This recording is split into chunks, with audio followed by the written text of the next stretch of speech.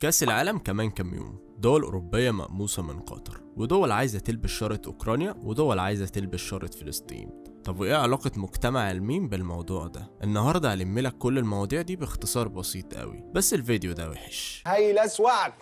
طيب كأس العالم كمان كام يوم وهيتعمل في قطر، كلام جميل. وقطر محضرة 8 ملاعب لاستضافة كأس العالم، هقولك كلام جميل. لكن المشكلة مش في الملاعب ولا أي حاجة من تجهيزات دولة قطر، المشكلة بالنسبة للدول الأوروبية في الصورة دي.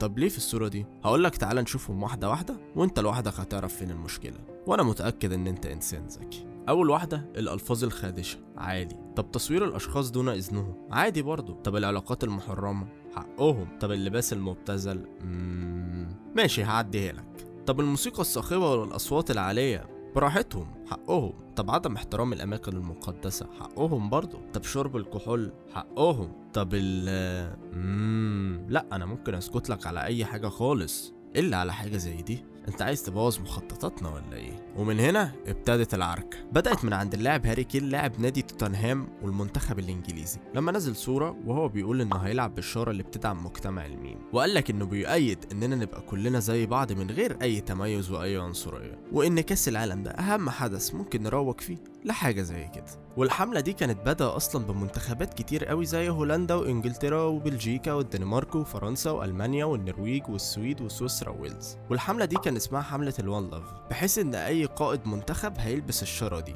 عشان تعبر عن كل الالوان بجميع الخلفيات، وانهم ناس متحضرين جدا وبيحترموا الحريات ووجهات النظر. واحنا ناس جهلة يعني، اكيد انتوا فاهمين طبعا. وبعدها ليفاندوسكي بقى كان عايز يلبس شارة اوكرانيا، مع انه بولندي. هتقول لي ليه؟ هقول لك دعم لاوكرانيا على كمية الارواح اللي راحت منها، مع ان الفيفا المفروض بتمنع اي سياسة داخل الملعب، عشان دي كرة قدم المفروض ورياضة ما ينفعش ندخل فيها السياسة خالص. بس ده المفروض. ما تيجي نشوف الحقيقة بقى. الحقيقة يا جماعة الصراحة ان اللاعب ده اتعاقب هو والفريق بتاعه على حاجة زي كده، لكن هم في عالم موازي اخر كانوا بيحطوا صورة علم اوكرانيا جنب نتيجة المباريات. وكده انا فهمتك الدنيا ماشية ازاي باختصار بسيط قوي، وكل دعمي لدولة قطر. وكان معكم يوسف عايد، كتابة ادهم احمد.